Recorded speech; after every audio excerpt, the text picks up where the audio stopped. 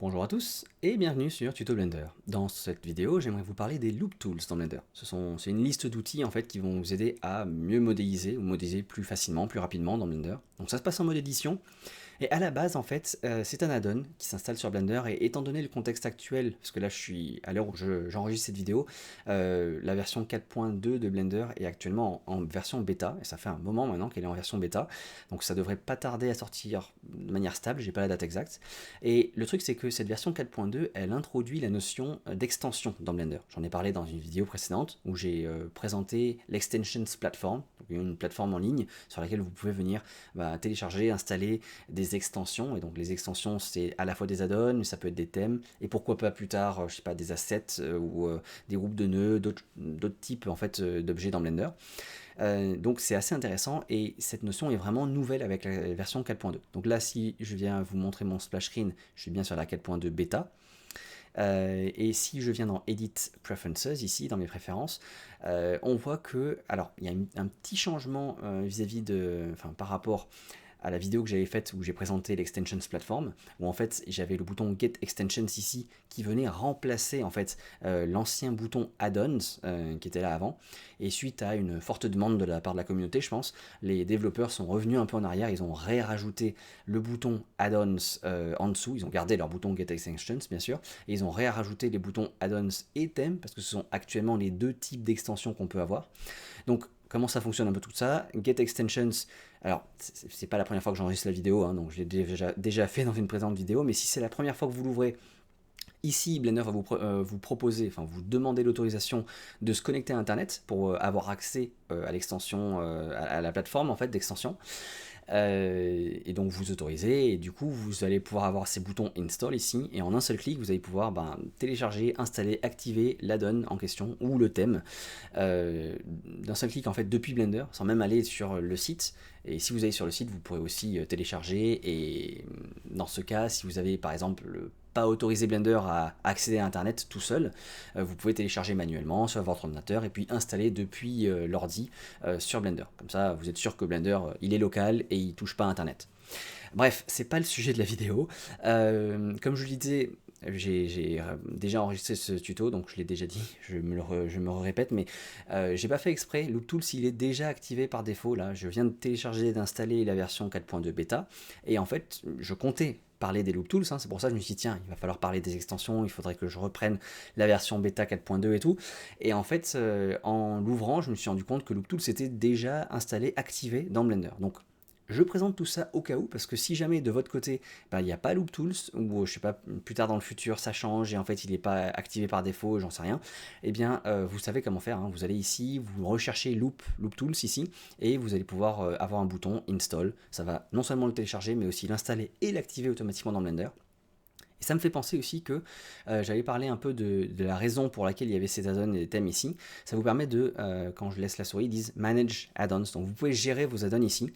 Notamment, je pense au fait que vous pouviez vouloir télécharger et installer les add-ons dans Blender, localement, hein, donc sur votre PC, quoi, ils ne sont pas en ligne, mais pas forcément vouloir les activer, hein. La petite checkbox ici à gauche, ça permet d'activer ou de désactiver les add-ons. Donc ça, si vous voulez avoir l'add-on, être sûr qu'il est en local sur votre ordi, mais le désactiver parce qu'au démarrage de Blender, vous voulez que ça aille plus vite ou autre, vous pouvez faire ça maintenant. Alors je parle des add-ons, mais il y a les thèmes en dessous, vous pouvez gérer chacune des extensions via les nouveaux menus qu'ils ont fait en bas. Finalement, c'est plutôt bien leur truc. Donc assez blablaté là-dessus, j'ai perdu plein de temps déjà dans la vidéo juste pour ça. On va se concentrer sur les Loop Tools. Donc je vous le disais en début de vidéo, ça se passe en mode edit. Donc on va prendre le cube par défaut de Blender, c'est très bien. Et je vais sûrement faire un gros bazar, mais je vais modéliser, je vais travailler ce cube, ça va ressembler à rien, mais ça va vous montrer au fur et à mesure les outils Loop Tools. Il y a différentes manières d'accéder aux Loop Tools, soit si vous avez une sélection par clic gauche, ce qui est par défaut hein, dans Blender, donc probablement la plupart d'entre vous, vous pouvez faire un clic droit, ça va vous ouvrir un menu et vous allez avoir accès aux Loop Tools. Moi dans mon cas, je suis vieux jeu et je fais de la sélection par clic droit. Dans ce cas-là, mon clic droit à moi, hein, pour remplacer le vôtre, c'est la touche W. Si vous faites W, le premier outil qui apparaît en haut, c'est Loop Tools. Et là, j'ai la liste de tous les tools, tous les outils que je vais vous présenter aujourd'hui. L'autre manière d'accéder à ce menu-là, c'est avec la région N. Donc on appuie sur N, on a la région qui est à droite ici, et il faut descendre dans l'onglet Edit, et j'ai qu'un seul sous-onglet ici, j'ai Loop Tools, et quand je le déroule, j'ai accès à tous mes outils Loop Tools, et on va passer par chacun d'eux encore une fois.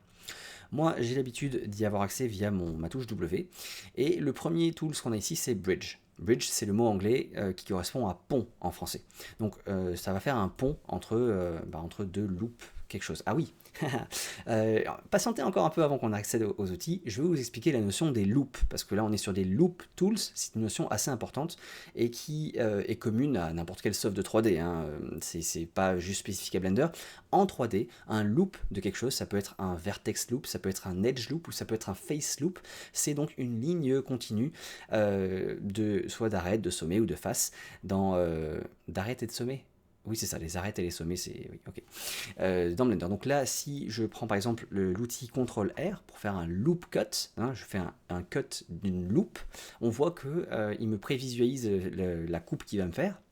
Et donc c'est une coupe là de plein de lignes jaunes, comme c'est des lignes, ce sont des arêtes. Donc là c'est un edge loop qu'on va me faire avec plein d'edge.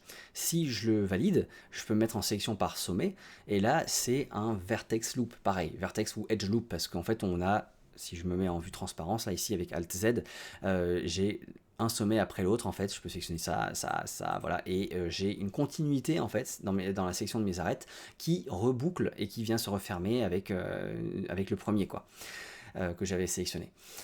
C'est pour ça c'est très pratique parce que voilà, des outils comme le CTRL-R, le Loop Cut and Slide permettent de facilement faire des découpes qui font tout le tour de mon objet, et c'est la raison pour laquelle les gens aiment beaucoup travailler en quad. À chaque fois ils disent travailler avec des quads, tout le temps des quads, éviter les triangles, éviter les n-gons, parce que ces deux-là, c'est des formes qui vont venir terminer des edge loops. Ils terminent les loops. Et donc ça empêche de faire la boucle et de refermer la boucle derrière, et ça fait juste des parties de géométrie, donc des fois ça peut être embêtant ou handicapant lorsqu'on veut modéliser de manière propre.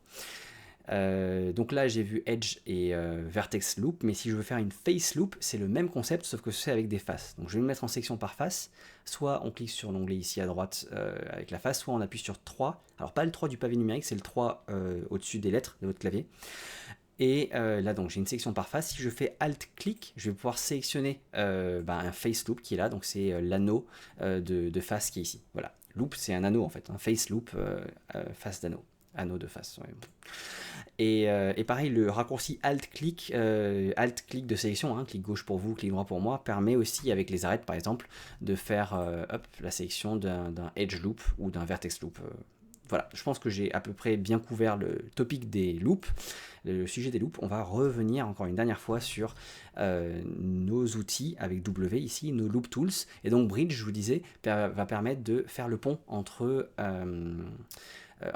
deux loops. Donc je vais sélectionner tout, je vais faire Shift D pour dupliquer mon cube sur l'axe Y, et je vais dire ok, là par exemple j'aimerais prendre cette loop là de vertex ou d'edge, et j'aimerais la fusionner avec celle-là.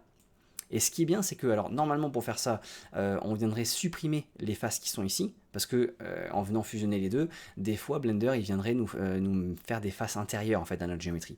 Là si je fais W et Bridge, Blender va me fusionner les deux, mais il a même supprimé les faces qu'il y avait de part et d'autre. Donc si je me mets en vue en section par face, ici avec 3, on voit que à chaque milieu de face j'ai un point noir comme ça, mais si je regarde bien, ici là, j'ai pas de point noir au milieu, ce qui me confirme qu'effectivement je n'ai pas de géométrie qui est restée. Des fois Blender va nous laisser une face interne, voire même deux faces superposées l'une sur l'autre à l'intérieur, et c'est assez mauvais ça peut créer des artefacts, notamment en termes de shading après, lorsque vous faites vos rendus, vous allez avoir des traces noires, même vos normales risquent d'être inversées, bref. Il y a plein de problèmes qui arrivent par rapport à ça, donc généralement c'est une bonne pratique de supprimer ça. Et cet outil là il est bien parce que lorsque j'ai fusionné, il a détecté qu'il y aurait des faces internes et il les a supprimées à ma place, donc ça c'est bien. Ensuite, W, on va avoir Circle. Donc Circle, je vais me mettre en sélection par sommet, et je vais sélectionner plein de sommets. Peut-être que je vais refaire un edge loop ici, et je vais sélectionner tout ce groupe de sommets là par exemple. Et lorsque je vais faire W et Circle, Blender va prendre la sélection de sommets que j'ai, tous les sommets que j'ai, et il va se débrouiller d'une manière ou une autre pour les arranger en forme de cercle. Voilà, et il fait ça. Alors là, c'est bien tombé, c'est assez droit, mais des fois, le cercle il peut être complètement de traviole, comme si il était comme ça.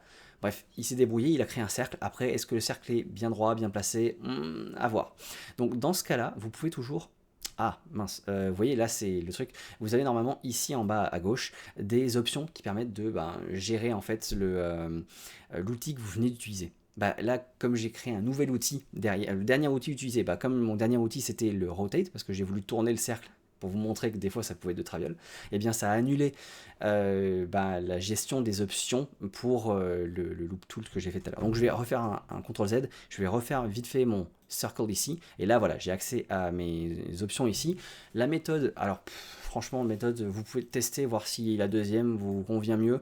Là, j'ai l'impression que tout ce que ça fait, même dans les anciennes, enfin les autres enregistrements que j'ai fait avant celle-ci, ça change juste la taille de mon cercle et c'est pas forcément très, le meilleur endroit pour gérer ça. Enfin, voyez si ça vous aide, vous.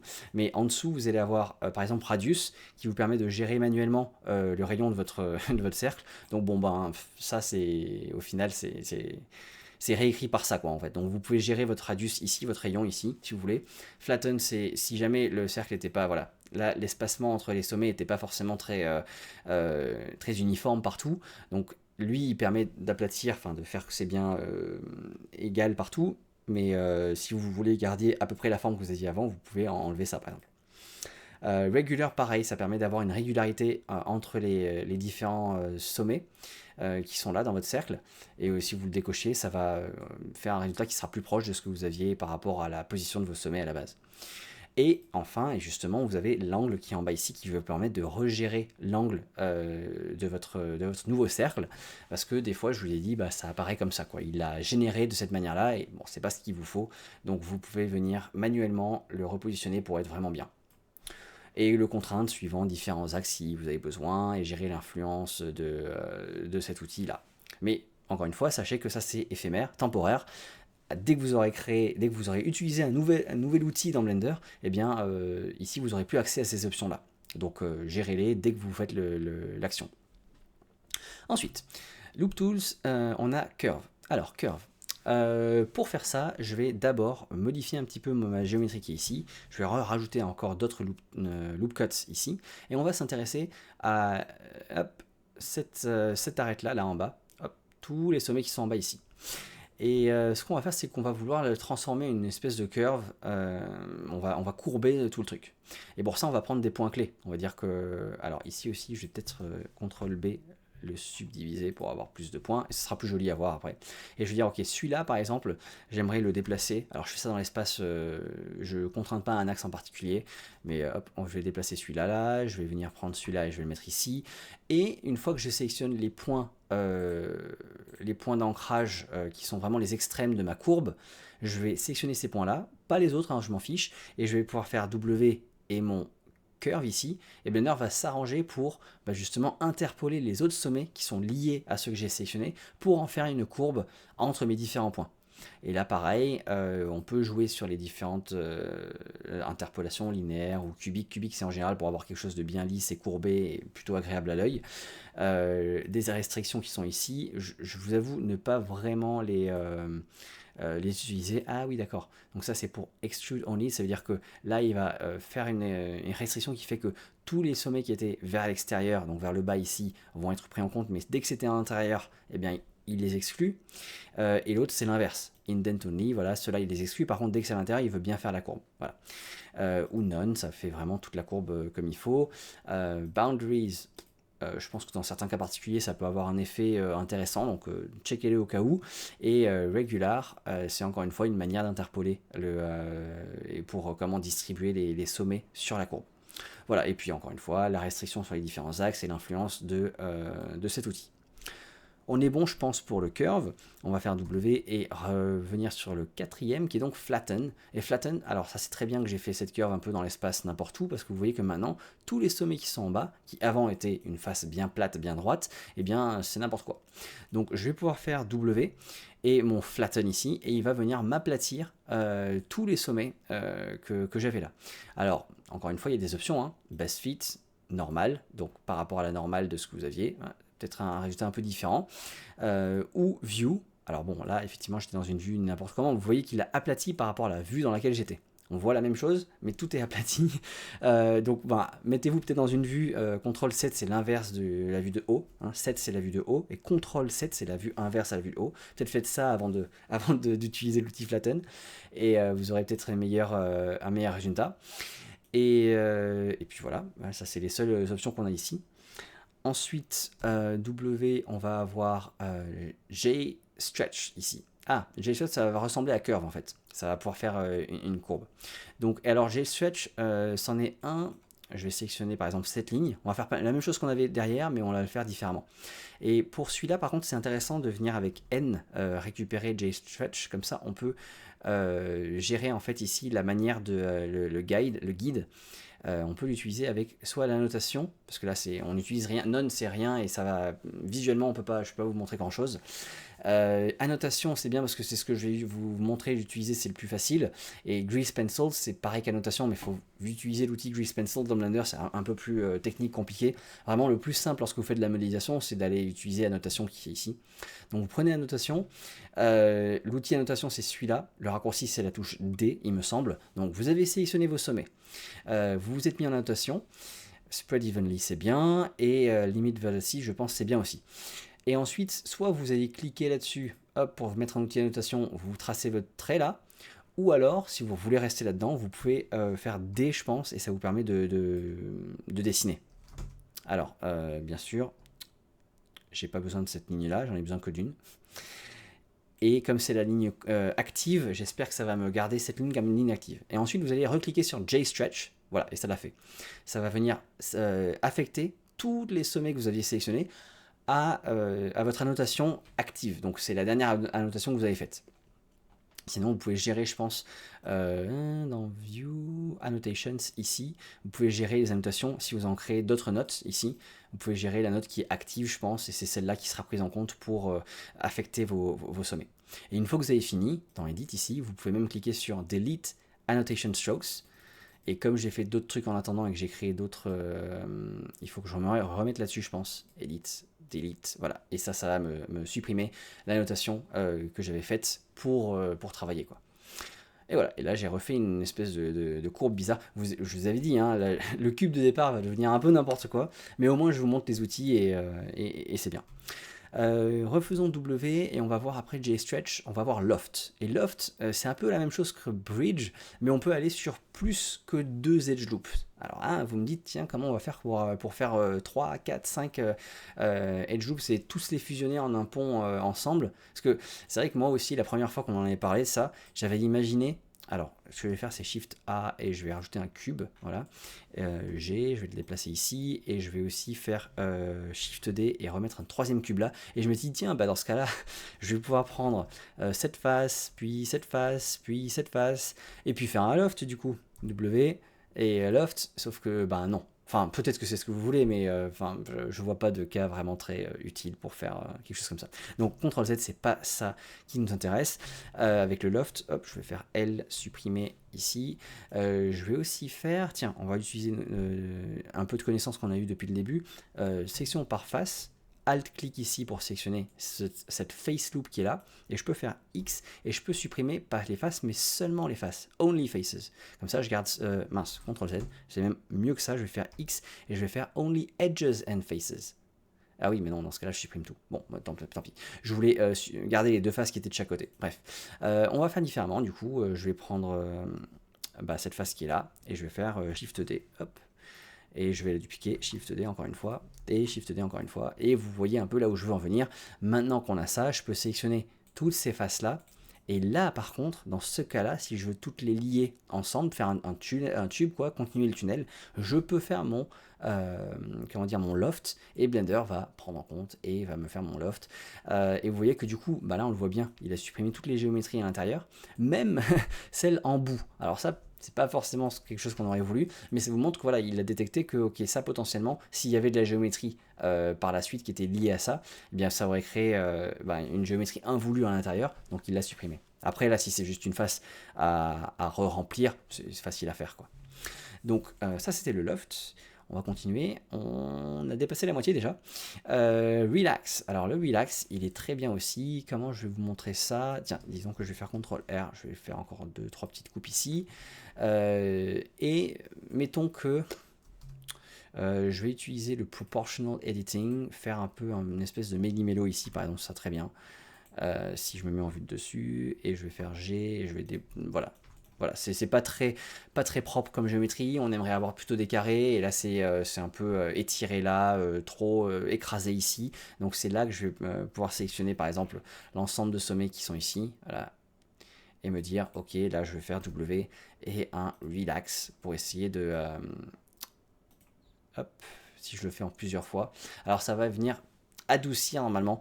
C'est peut-être pas la meilleure manière de le faire là sur un pattern intérieur. Je pense que c'est peut-être plus mieux si je le fais sur l'extérieur, comme ça sur une ligne, une courbe. Vous voyez, là c'est une bêtise que j'ai faite complètement. J'ai voulu tenter de cette manière-là, mais c'est pas forcément bien. Là, on va refaire un W et le Real. Ah, j'ai fait autre chose. Je sais pas ce que j'ai fait. J'ai fait Space. Bah, on est en avance. Relax. Et le Relax, on peut... Alors, là, encore une fois, ils étaient tous bien espacés, mais hop, on va changer les différents types d'interpolation. À chaque fois, je vous recommande de venir jouer avec l'interpolation parce que même si c'est pas très intuitif, enfin au nom de savoir qu'est-ce que ça fait, voir le changer de l'un à l'autre, vous pourriez être surpris et tomber sur une bonne surprise et vous dire ah tiens, ça j'aime bien comme interpolation.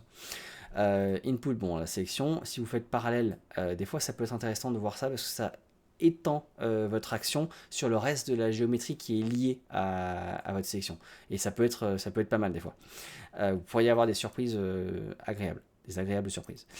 Et ensuite, les itérations, c'est parce que si vous faites une fois ou 25 fois, ça va lisser de plus en plus. Et souvent, en fait, les gens, avant, quand il y avait cette option relax, en fait, il spammait à chaque fois l'outil, il refaisait jusqu'à avoir quelque chose de lisse. Et en fait, autant intégrer directement une option pour faire plein d'itérations d'un coup. Et dire, ok, bah, fais-le 25 fois d'un coup, quoi.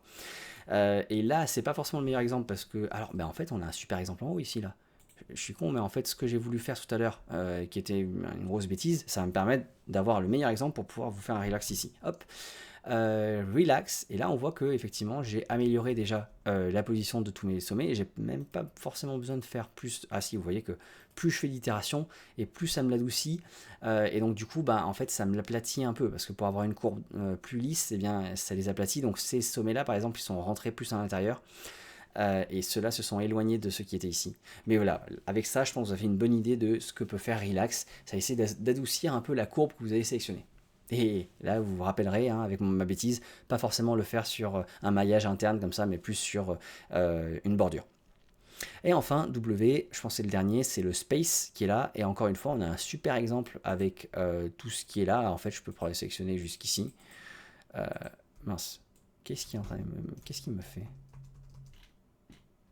Ok, je sais pas, il y a eu un bug bizarre de sélection. Là, ce que je fais, c'est au lieu de faire Shift-clic, je fais CTRL-clic. Comme ça me sélectionne le chemin le plus court de tous les sommets entre la dernière sélection active et ma sélection de souris. Pouf.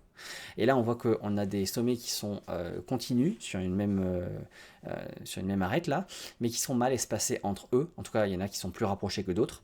Donc, bah, ça parle pour soi, hein, c'est vraiment très intuitif. Space, c'est l'espace. Enfin, donc, pas l'espace en dehors de la Terre, mais je veux dire l'espace entre chaque sommet. Donc là, si je fais space, ça va me les espacer de manière uniforme, homogène, disons, les uns par rapport aux autres. Encore une fois, on a des interpolations qui sont différentes. Linéaire, ça va être plus linéaire, hein, disons, comme des lignes quoi, entre chaque. Et cubique, ça essaie de garder une forme plus douce et plus arrondie. Input sélection, on peut encore une fois l'étendre au reste de la géométrie. Et là, vous voyez que c'est plutôt intéressant parce que ça permet d'éviter trop d'interférences entre les deux là. Donc là, pour le coup, c'était une belle surprise d'avoir mis en parallèle par rapport à la sélection. Et que là, ça fait un peu n'importe quoi. Mais le fait d'étendre au reste, c'est plutôt bien, c'est agréable. Et puis ben voilà, avec ça, je pense que ça fait le tour de toutes les options. On a donc vu tous les tools ici, Loop Tools. Je trouvais ça intéressant de le faire, important aussi. Ça fait longtemps que j'y pensais, parce que ces outils, ben, c'est assez connu, hein, je pense, dans la communauté de Blender. C'est très utilisé, d'ailleurs, ça se voit, hein, c'était même inclus par défaut dans les extensions de Blender 4.2. Et ça peut grandement vous aider. Moi, c'est... Alors, je les utilise pas tous, hein. Honnêtement, là, il y en a certains, j'ai même dû aller faire un peu de travail de recherche et d'apprentissage pour savoir comment les utiliser. Mais il y en a certains, le circle, le bridge, même le space à la fin et tout, je m'en sers régulièrement en fait. Dès que je fais de la modélisation, c'est très très utile. Parce que aller faire un cercle parfait comme ça en plein milieu, c'est possible, hein, on peut ajouter un cercle, Shift A, machin, l'intégrer et tout. Mais là, en 2 clics, c'est bon, on a notre cercle avec les sélections de sommets qu'on a fait, c'est vraiment bien, quoi. Le flatten aussi, hein, il est pratique. Donc, amusez-vous avec tout ça. Dites-moi si ça vous a plu, si ce tuto a été intéressant, que vous avez appris quelque chose. Moi, j'espère, hein, c'est le but de tous ces tutoriels. Et puis, j'oublie pas de vous demander de mettre un like, de partager, de commenter, enfin tout ça pour le référencement. Ça m'aide, hein, beaucoup. Merci pour votre soutien et on se dit à très bientôt. Salut!